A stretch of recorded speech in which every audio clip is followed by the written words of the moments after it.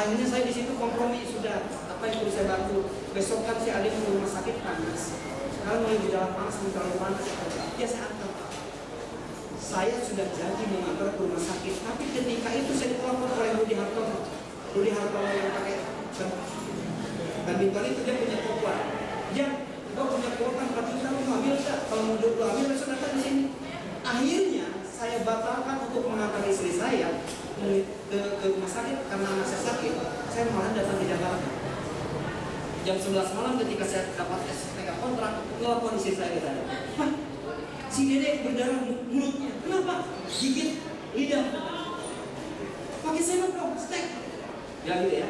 Istri saya ngomong terus menerus. Saya tahu istri saya itu menelpon ke saya bukan untuk saya segera pulang, tapi ada perhatian dari suami. Bahasa keluar yang dari laki-laki malahan bukannya meredakan kondisi, cuma satu kalimat dari saya.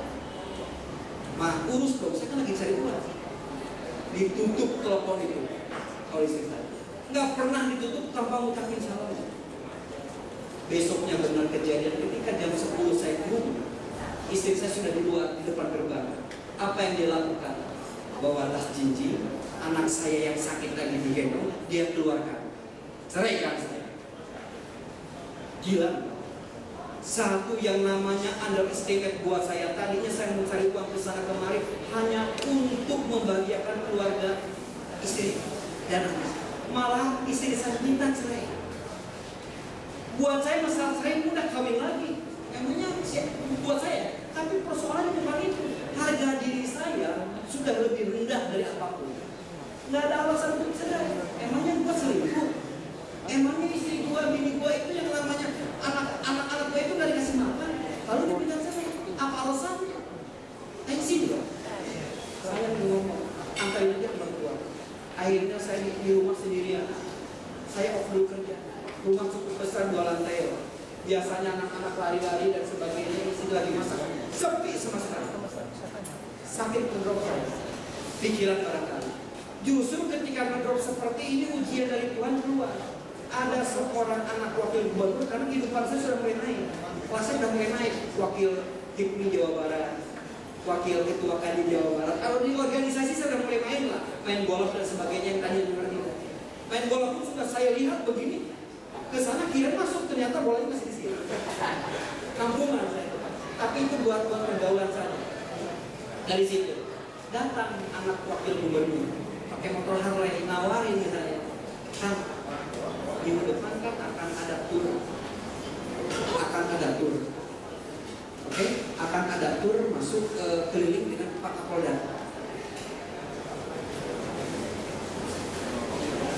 Nah, akan ada tur Kapolda nanti.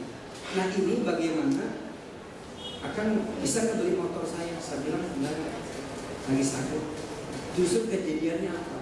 15 menit orang yang baru menghadap saya, dia pulang. Telepon dari adiknya, kecelakaan. Apa kejadiannya? Ternyata orang yang 15 menit yang lalu datang ke rumah saya sudah meninggal dunia. Coba itu, akhirnya saya takut mati, sakit keras 3 bulan, insomnia, dirawat di rumah sakit, susah disembuhkan. Pikiran, kenapa? Takut mati. Ternyata apa yang ada di diri saya tidak bisa menolong. Saya mencari satu jawaban, value manusia itu mana? Sekaya-kaya pun orang tidak mungkin makan lebih dari 3 hari. Sekaya-kaya pun orang tidak mungkin pakai baju 7 rambut. Disitulah saya mencari value. Justru dampaknya ketika saya sakit, ibu saya nyetir radio, ada ceramah dari Agim yang sampai saat itu saya nggak pernah tahu yang namanya Agim seperti apa pada orang Bandung. Di ceramah Agim cuma satu kalimat, jawaban yang saya cari tahu. Apa masalah? Apa yang diungkapkan? Sebaik-baiknya manusia adalah yang bermanfaat buat orang lain. Dalam 2 minggu saya sembuh. Karena kenapa? Ingin mengaplikasikan seperti itu. Setelah sembuh saya melakukan usaha saya ambil profesional. Lu urus pabrik ini, gua mau mulai. Mah, gua mobil gua pakai saat ada 1 mama 1. Kita pindah ke rumahnya. Kita suasanakan hangat dan nanti didukung oleh istri saya. Bapak mau ngapain? Saya mau berbisnis deh. Bisnisnya apa? Bukan uang yang jadi tujuan. Uang itu dampak dari satu kegiatan saya. Saya ketemu sama Fadil Muhammad saat itu.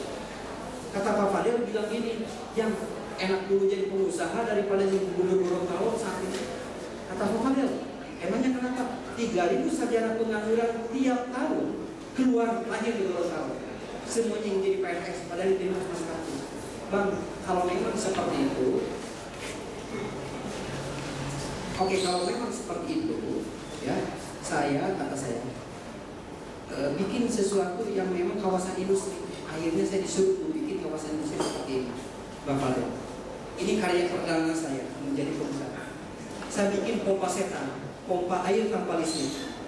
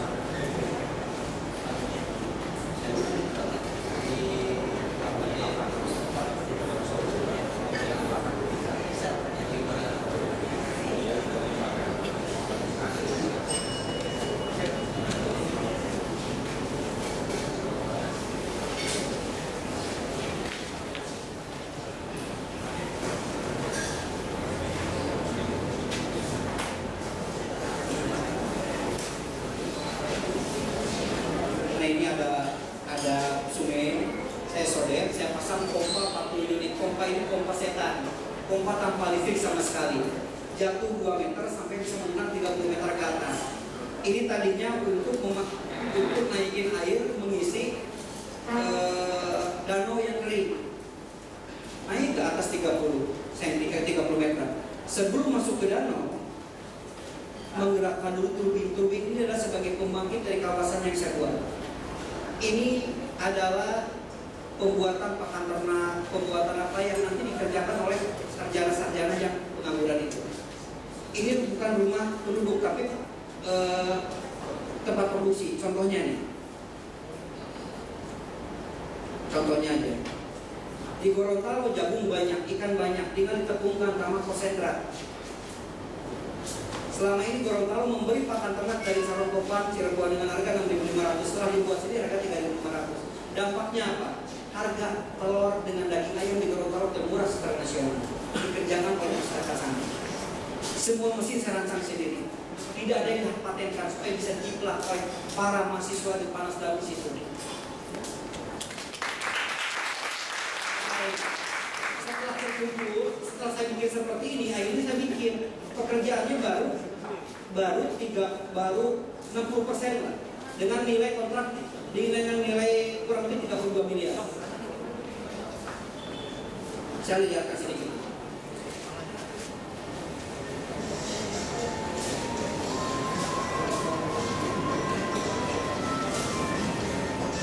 Budaya produktif mulai dimunculkan.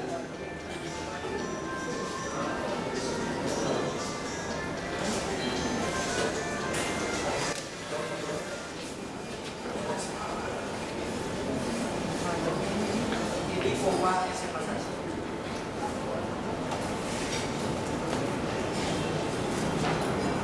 Ini pompanya. Pompa ini jangan bilang ke saya, Pak Ujang, bagaimana saya mau beli pompa. Enggak, saya akan ajarkan bagaimana cara membuatnya. Di Indonesia itu di bawah sungai, di atas sawah, di atas penduduk. Bagaimana naikin air dari bawah ke atas tanpa biaya? Solusinya ini. Ini tidak dapatkan di kampus manapun.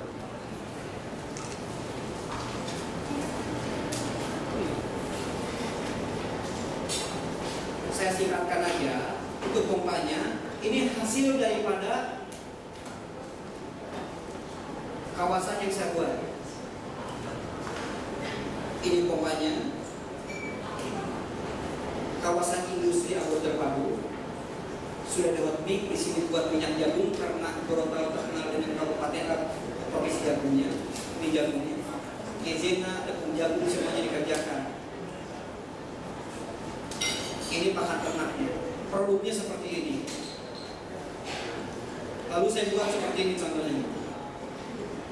Saya memimpikan di Sumatera Utara atau di Medan ini akan seperti ini.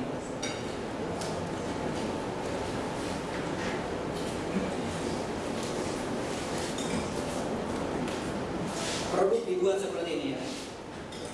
Ini karya lokal, tapi sangat layak tampil di supermarket dan di hipermarket. Dikerjakan oleh sarjana-sarjana yang tadi ibu-ibu. Waktu itu saya ditanya oleh Pak SBY tahun 2006, saya dipanggil ke istana. Pertanyaan saya cuma satu, Pak Presiden, bisa nggak minyak goreng kita naik? Itu luar biasa susahnya jawaban Pak SBY. Kenapa? Karena saya tahu SBY itu diwarisi oleh trilogi pembangunannya zaman Soeharto. Stabilitas nasional, pertumbuhan, dan pemerataan. Yang digenyot oleh Pak Soeharto cuma dua. Stabilitas nasional, pertumbuhan. Konkretnya seperti apa? Dibikin pabrik-pabrik besar di Indonesia. Bayangin aja, untuk mengcover 230 juta rakyat Indonesia, pabrik minyak goreng cuma ada 9 di Indonesia. Jadi jangan heran ketika Bengkulu banyak CPO, banyak sawit, minyak goreng sudah didapat.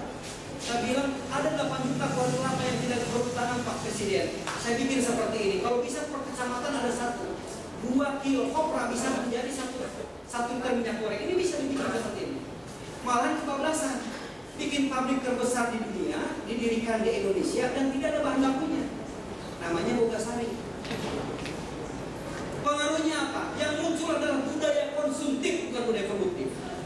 Sehingga ketika budaya konsumtif merajalela, seluruh potensi daerah itu ditinggalkan. Bikin seperti ini. Malahan ini yang lucu ini, masalah coklat. Saya jalan-jalan. Ketika itu dari Palu ke Majene 8 jam. Saya berhenti di tengah jalan. Kelihatan ada bapak-bapak lagi naik sepeda. Kiri kanannya ada keranjang isinya buah coklat dan bawa anak 8 tahun. Ketika itu saya istirahat, dia juga ikut istirahat. Saya makan silver queen dengan aqua. Ketika mau makan nggak enak, dilihatin sama kasih saya bagi dua. Dibagi dua dia lagi dengan